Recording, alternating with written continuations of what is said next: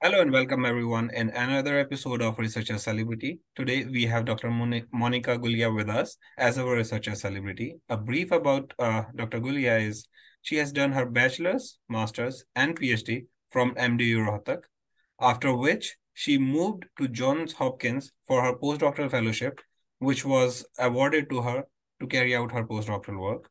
Then she moved a bit in United States from University of Arkansas to Georgia Athens and then University of Purdue. And presently, she is assistant professor in University of Nevada, Reno. With this brief introduction, I would like to welcome Dr. Monika at the platform. Thank you. Yeah, so Dr. Monika, we celebrate researcher at Researcher Celebrity. We just celebrate all the research, and you have done contributed a lot in the field of mosquitoes and then now ticks. So let's start the conversation that when and how you decided that you wanted to be a researcher. I don't think there was a particular moment when I decided I wanted to be a researcher. I think I was always fascinated by science. I grew up on a small farm in India. We had chickens and cattle, cows and buffaloes. My father would, whenever, sorry to say this, but whenever we would cut a chicken to cook, my father would show all the internal anatomy. He was a science teacher, all different organs, how they work, how they were connected. So I was really fascinated with biology from early on as a child. I think it was more of my master's dissertation work that really kind of made me aware that how science can make a difference, how research can make a difference. I worked on epidemiology project working on looking at the Culex concufaciatus mosquito populations around my town in Rohtak. And that really made me aware of how important mosquitoes are to us humans. And that was the beginning. And I guess that's just the curiosity never died. And I'm still here today. Absolutely. So this is how when we say that the curiosity of a young brain actually determines that a person will be in research for rest of their life once they taste research in PhD or in their master's work. So if you can share the journey of when you actually started doing research in the lab.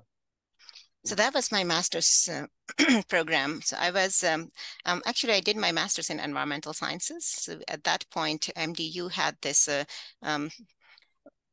umbrella biosciences master's in first year, and then the students chose their stream, what they wanted to do, and I chose environmental sciences at that time. So all of our, at least for I believe environmental sciences and biotechnology, had to do 6 months of research project in the lab. And that's where I started my research as a master's student. So when after those completion of that 6 months, you were like passionate about doing research, or you just want to explore more that the opportunity of PhD? So that I stayed in the same lab for PhD after my master's. So I had UGC and NET qualified during my master's. So I already had funding. And that was one of the reasons that I wanted to stay. And I was very curious. I was really interested in the work that the lab was doing. It was Dr. Surendra Kumar Gakhad. He was working with National Institute of Malaria Research to understand how mosquitoes interact with the malaria pathogen, the parasite Plasmodium vivax. And I found it very, very interesting. So I just wanted to explore more and wanted to learn more. So I just stayed. Sweet. So how was the journey of PhD, if you can share? I would say those were the most wonderful years of my life. I mostly just lived in the lab. So no, I loved every minute of it. I know it's hard. I know research is, there are a lot of failures, a lot of experiments failed. there were a lot of challenges because I was at a small state university and we didn't have all the opportunities. We didn't have all sort of equipment we needed to research. So that's where I think kind of my networking also came handy. I had never, actually even now, if I need something, if I want to do something, I reach out to people. I do not have that hesitation of what people would think. I just reach out and say, I would like to learn this. Could you please help me? And so that's helped me a lot, that sort of kind of mindset. So I did a lot of work in Delhi at different institutes. I learned to do ELISAs and Western blotting, and all was done. And eventually I did, you know, a lot of protein work to do protein sequencing. And all that work we weren't able to do in our lab. I mean, I developed all these techniques eventually in the lab, but I had to learn those from somewhere. So there were challenges. There were a lot of going back and forth from Rohtak to Delhi, and that was fine. There were a lot of failed experiments. That was many times I thought, is it worth keep going? And but it was, of course. So yeah, I mean, but that's what science is about. There are challenges because unless we fail, we don't learn, right? The failed experiment teach you more about why it failed. Um, if everything works, I guess it's just too easy.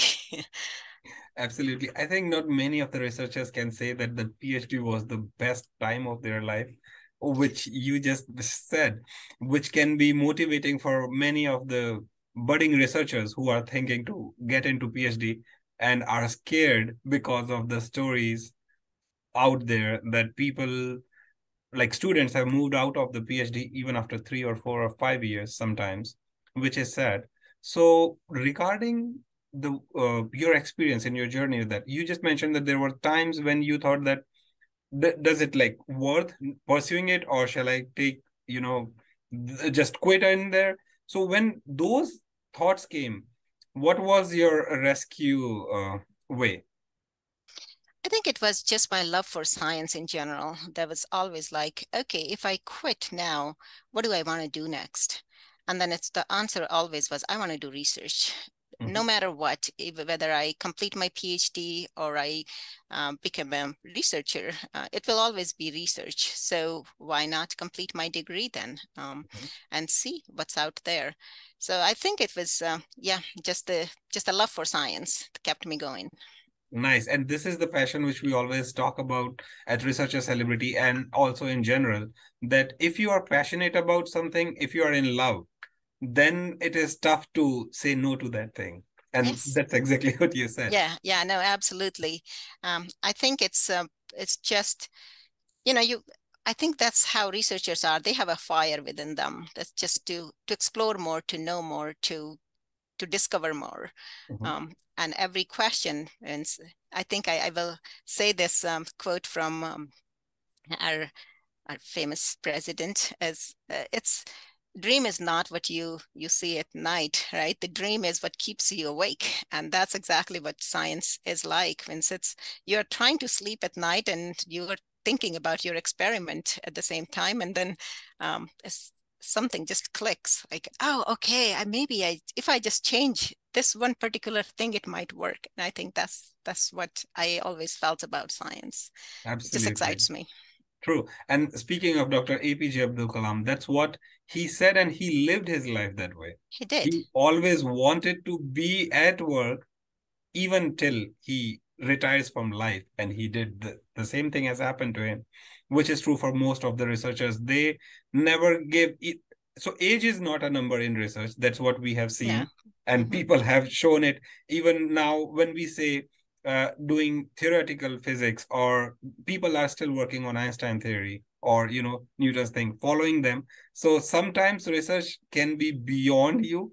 And I believe every PhD is that addition to it. And what we say at Researcher Celebrity, that PhD is something that what the degree, the topic you are pursuing, no one has done exact same work. That's how you can qualify. So you Yeah. are doing something, you are giving your contribution to the society globally that somebody has not done it. So Exactly. speaking of which, now let's talk about when you moved out of India, and just to, because that fellowship, Johns Hopkins Awards, is not an easy one. So how did you prepare for that? And then when you moved, what was the basic difference you felt that it was in India and at United States? Um, yes, I mean, let me start with your first question, how I prepared for the fellowship. So my fellowship topic was very similar to my PhD. So it was pretty much the extension of my PhD. And at that point, I had written multiple fellowship applications, not just for Johns Hopkins. I also applied for fellowships in Scotland and at Keele University with Dr. Hilary Hurd. You might know her. And she is a famous, amazing parasitologist. um, so that was part of, I think, my kind of professional development. I wanted to do something more. I wanted to do something more where I had more opportunities. I wanted to continue working on my topic as well, but I wanted to be in a place where I can have a little bit more cultural diversity and also the diverse way of doing research. So I applied to multiple different positions. Mostly I wrote grant proposals. Those I believe grant proposals are really makes you think what you want to do. I mean, it's hard. Writing is always hard. It's the hardest part of doing science. But this also makes you think what you want to do and why do you want to do that? I mean, those questions you have to answer in your writing, so you make you think. And it also helps you develop your plan for 2 years or 5 years, whatever long your grant proposal is.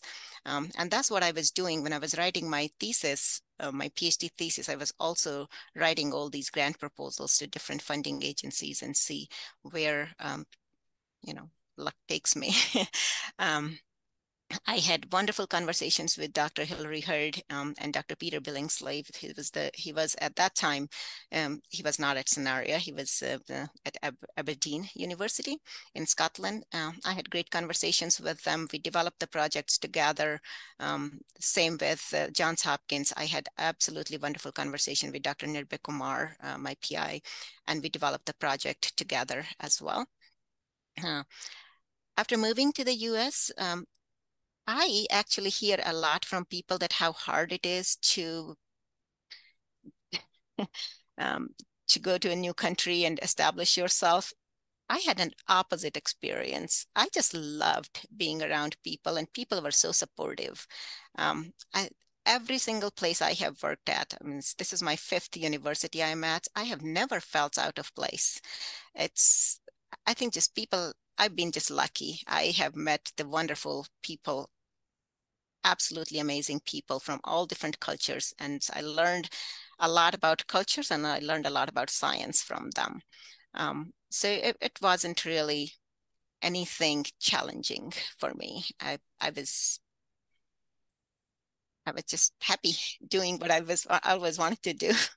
Absolutely. I think this is something which most of the researchers share, that because their love for science, they travel oceans, overseas, everywhere, just because they want to do and enjoy their research. But the cultural aspect of moving from one country to another, especially from India to United States, our researcher celebrities have shared their experiences, that how they felt initial struggle to settle in, but once they are settled in, and because the driving force here is to do the science which they enjoy, that is what you are also saying. But here I would like to talk to the viewers. Dr. Monika just mentioned about writing the grants, developing the project proposals, even when you are writing your thesis. This is something which you should all think about, because this is the time when you are just submitting your thesis, you are developing your writing skills more, because you already have publications by that time. Because at the end of the day, if you are in research, writing is inevitable. You can pursue experiments for years, but if you are not writing them, they are probably of a lot of use for humanity, but you are the one who's hiding them from that without publication. So writing at early stage will benefit you in a long time. All of us know this, but there those lacuna, not the slothy behavior, but this is which some of the researchers struggles a lot. But there is no bypass for that. This is what we have learned today with Dr. Monica, because at that point of time when people are just focusing on their thesis, they are not thinking about anything else except just applying for postdoc positions where they don't have to write more than their research in their lab, in the lab where they are focusing. But developing your own project gives you that extra strength also, that you know what you're going to work with, you know what is the expertise of the lab. So Dr. Gulia, when you did this writing at early stage, how that benefited you in now being an as assistant professor, and this the journey which you have done all over the United States? Um, that really helped me a lot. As you said, that writing is it's a most important part of research, because unless you show what you have done, it's sitting there, right? So writing, and writing well, is really important. Means I come from, and I want to tell this to the reviewers, because a lot of the time people think that you can write well if you went to English medium schools, if you went to fancy, I don't know, schools in India. I went to government schools.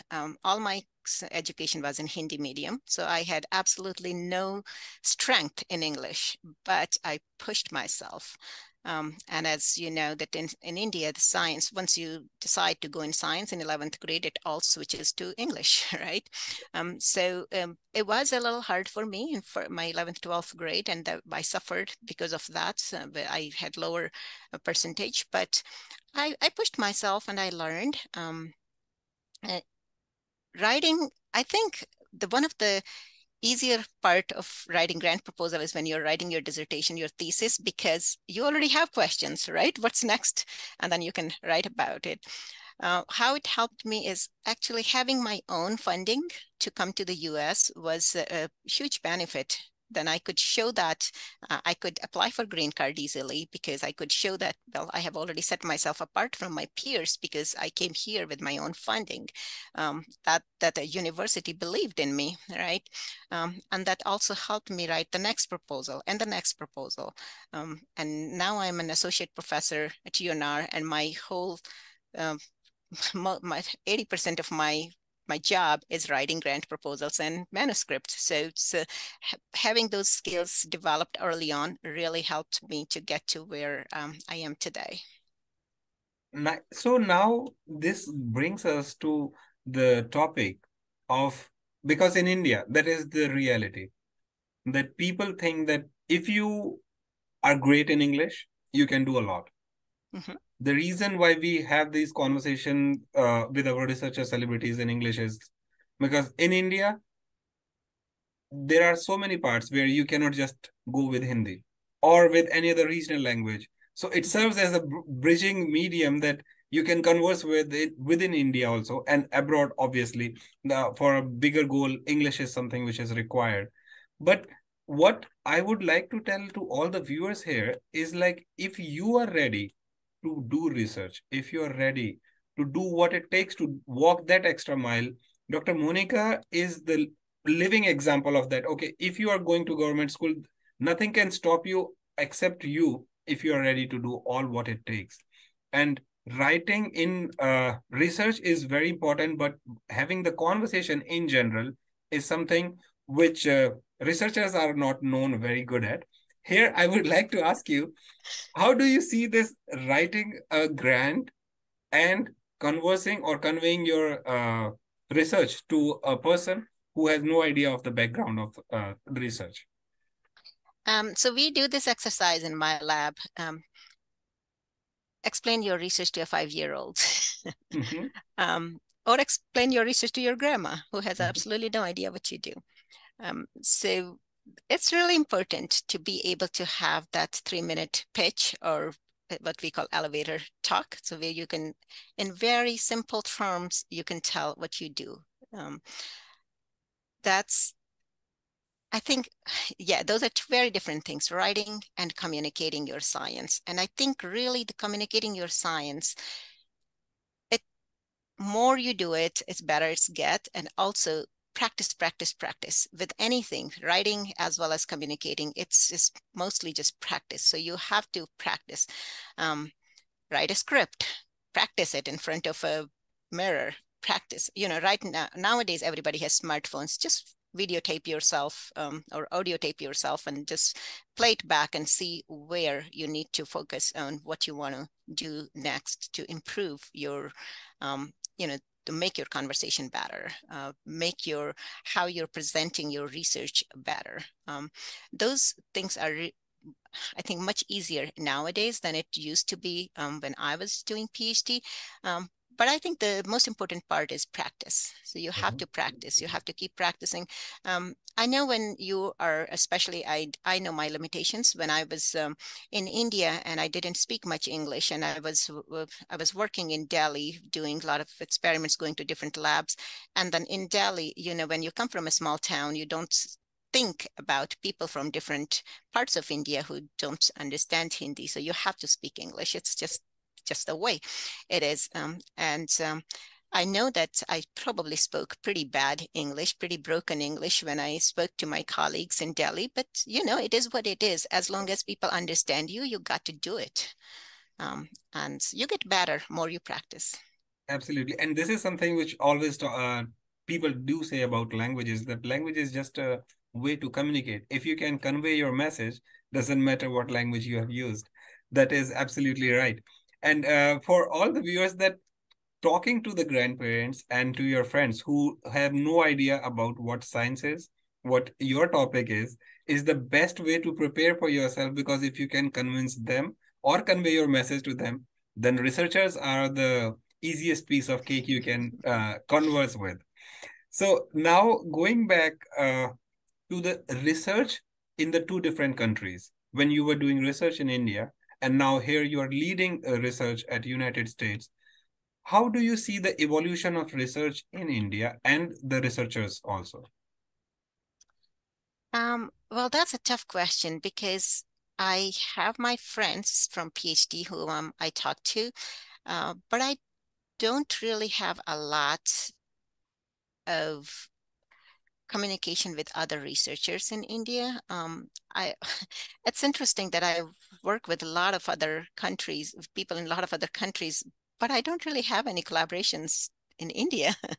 Um, but I do have people, I have hired, recruited my postdocs from India. I have recruited students from India. So in terms of their preparation, I can say that people coming from India now, compared to my time, are better prepared, and I think this is all goes back to availability of internet, and everything is on our fingertips as well. I mean, there's knowledge everywhere. It's just so easy to access the knowledge. So people have been a lot better prepared, and I believe that there are better facilities as well. At least I can see when I go back to my own university at MDU, I see better facilities for research now, but I had in past.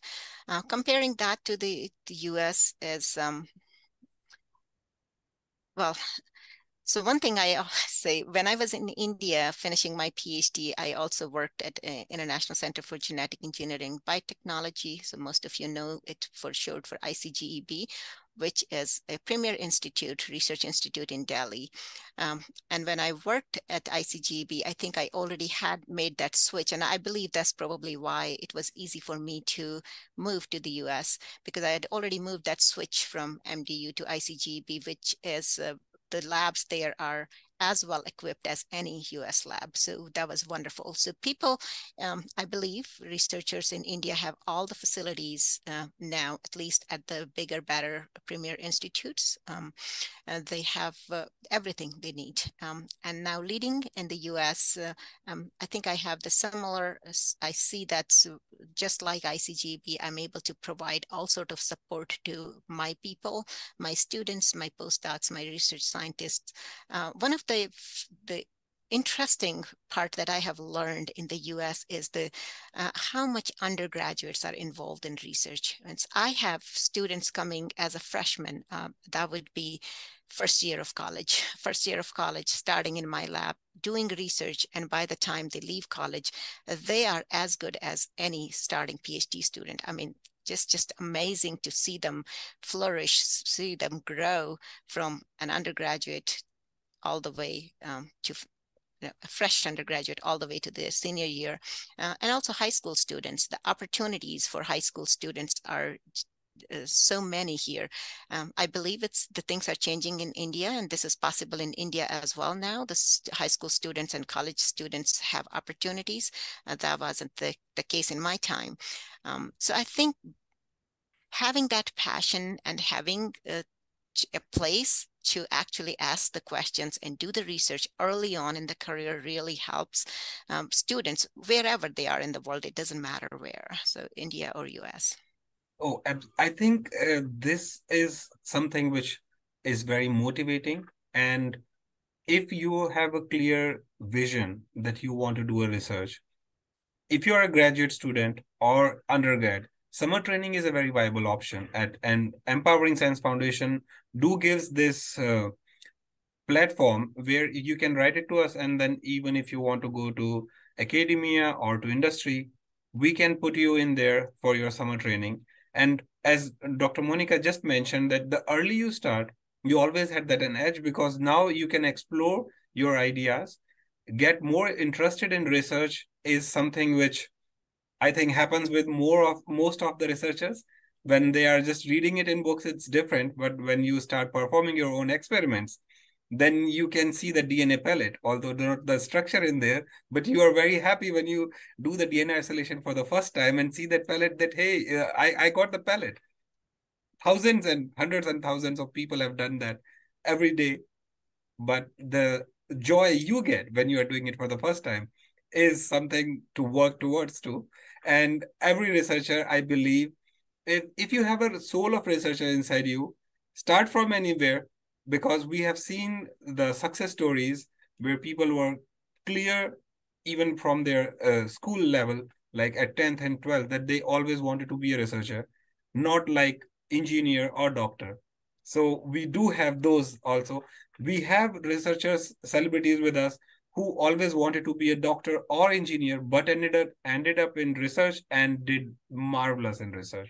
So if you accept research, research is always waiting for you with all the wide open arms, that, okay, you come and then just enjoy research. Speaking of which, Dr. Monica, you have enjoyed a lot of research during your path, but now when you are mentoring, what are the things when because you mentioned that researchers from India are as good as from anywhere else, they are well equipped, and that is partially the reason that why you have hired them also as a postdoc and all that. What are the key factors which you look into a researcher when they are applying for the postdocs to your lab? A couple of things. I think writing skills really matter when the way I think all of us have been through this, and this is for the people who are taking this path, as you're going to write a letter, write an email to prospective labs, right? How you phrase that letter, how you write that letter really shows who you are, how well prepared you are. So that just put some thoughts in that letter, ask somebody to read it, ask somebody, your mentor to read it before you send it out. So that's really an important key, because that's what will get you to an interview. And then it depends whether I'm interviewing a graduate student versus a postdoc. I think those are two different levels. So the interview is also a little different. So with a postdoc, I focus more on technical skills and writing skills. So what you have already and how you can just get the ground running, right? And just hit it. And that's something is important for postdocs. When it comes to graduate students, it's a little different. They might not have the writing skills and the technical skills developed yet, and that's why you are coming to do PhD, right? Or master's. So it's a little different, but for for master's and PhD student, what I really want to see is their passion. How passionate are you? Are you really want to do what you want to do? Are you really interested in the topic that you say you are, or you are just window shopping? So those sort of things are important. So I would suggest the viewers, if you are applying for PhD positions or master's positions, make sure that you know first what you want to do, because as I said earlier in this conversation, if you're happy, you're going to work really well. You will enjoy your research, even when the things don't work out the way you want them, even when the experiments fail, you will still, think about it more, and you will figure it out eventually. If you're passionate about it, if you love what you're doing. So that's something what I try to see in people when I recruit students and postdocs. This was a great piece of advice to all of our viewers. So if you're writing emails, always remember that your emails are your face. So that's how a mentor or your prospective guide is looking you through your words. So writing, just practice as much as you can and get always the reviews about it, like from your mentor, from your peers, that how does it look like. And sometimes the things also changes when you're trying to apply in different countries because of the cultural differences. Somewhere you can just say hi, hello, and somewhere you have to be, more formal. So always consider those small parts, because obviously your science, that's the reason why you're looking that. But these small things also make a huge impact on that. And for rest of the things, when you are not 100% sure, the only thing which you are sure that you are passionate about it, I think you're good to go, because PhD is a training for life and it trains you. And Dr. Monica also just said that if you are a PhD student and you're passionate about it, mentors are there to guide you through it. They will not walk it for you, but they will make you sure that you reach where you really want to go. Yeah. So, Dr. Monica, now when we have talked about research, and the very crucial part of research, life of a researcher is like when things are not going the way you want. What are your thoughts and shares experiences about it? Well, that will be majority of your time. Yeah. Yeah, well, you have to just take it the way it is. We live for those few moments when things work the way we expect them to work. Right? But that gives the flexibility. As a researcher, you need to change your hypothesis. Things not working. Maybe you are not just your techniques right. You're doing it all right, but maybe the question that you were asking wasn't the correct question, or your data is suggesting something else, right? So you have to just go in that direction. So many times what we call a negative result is actually just showing you something different, right? And so just having that flexibility in your kind of in your mindset, in your research is really important. Things are not going to go the way you want them. Many times. How you bounce back from that, that's really what shows your perseverance as a researcher. And be a successful researcher, you have to persevere. Absolutely. And I think you just mentioned about the flexibility. Here, I would like to tell all the viewers that flexibility is very much required in body, also for your good health. But now here we are talking about researchers' mental health. It is way more important that you are flexible.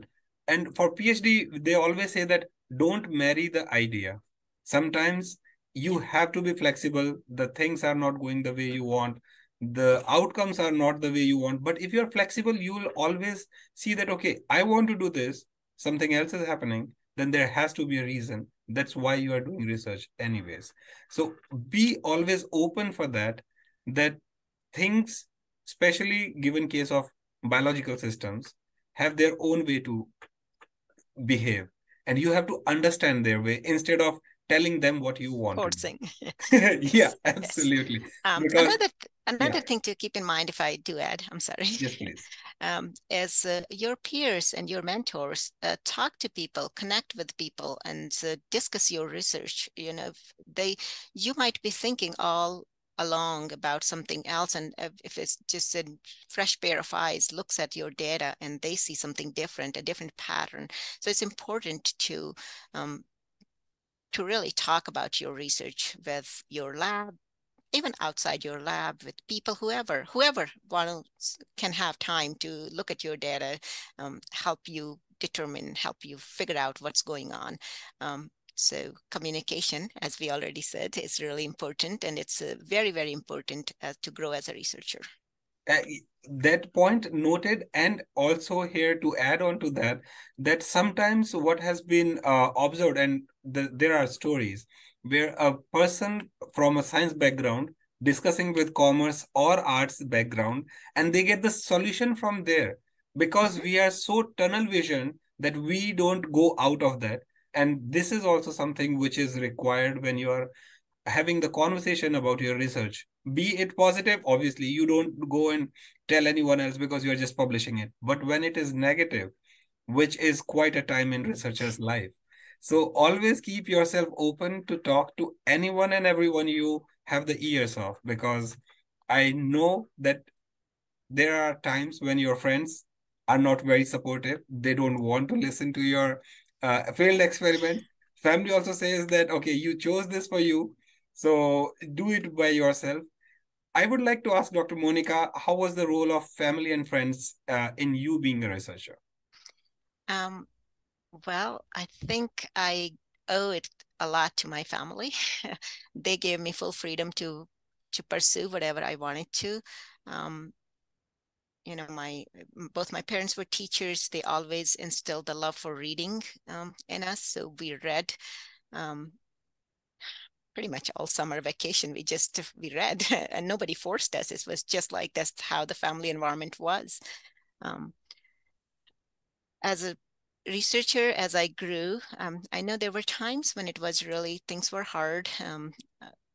As finishing my PhD at that time, it was, you're writing your thesis, you're finishing your experiments. You're also looking for what you want to do next. So writing grant proposals, applying for postdoc positions. So all that was a lot. When I moved to ICGB, actually my parents moved with me. They left their life back, and they came with me to help me get adjusted, find a place to live, and all that.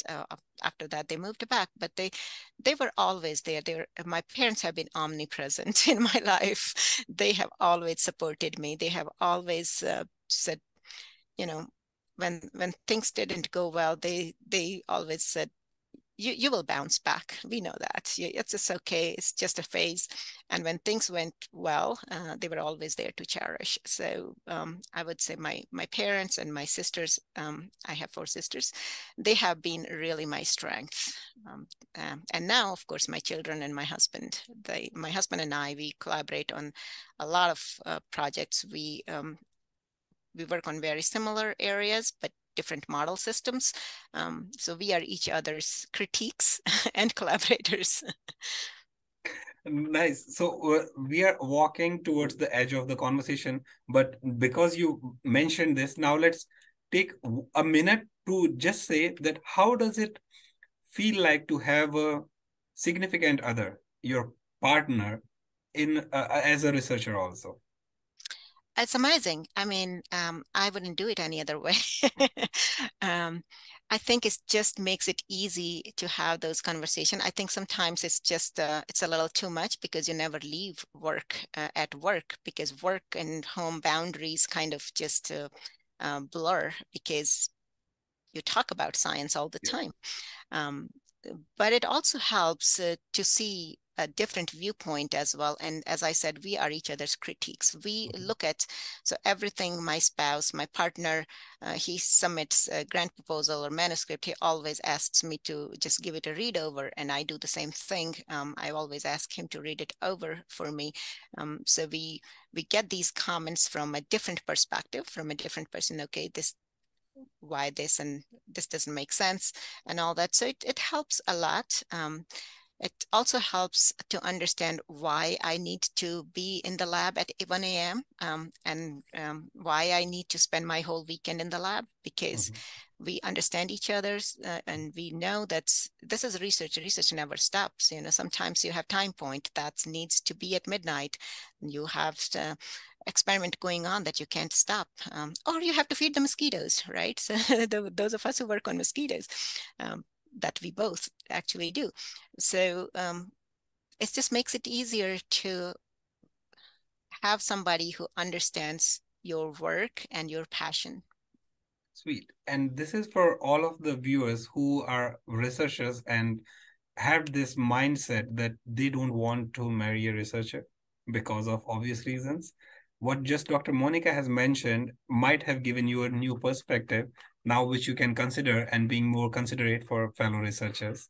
So this was a great conversation having you, Dr. Monica, as our researcher celebrity today. And if you may allow me, then I can ask the viewers that they can write it to you if they need any guidance specifically. And if they want guidance from other of our researcher celebrity, they can write to Empowering Science Foundation, and we can see that what we can help in there. Absolutely. Yes, I'm always happy to help in any small or big way I can, usually small. But yes, if you have viewers, if you have any questions, if you need a mentor from, a different perspective as a mentor, I'm always here to help. Thank you very much, Dr. Monica. It was a pleasure having you as our researcher celebrity, and we will look forward for your good luck for your research, and look forward to have you on the system. Thank you very Thank much. you, and good luck to you too with everything.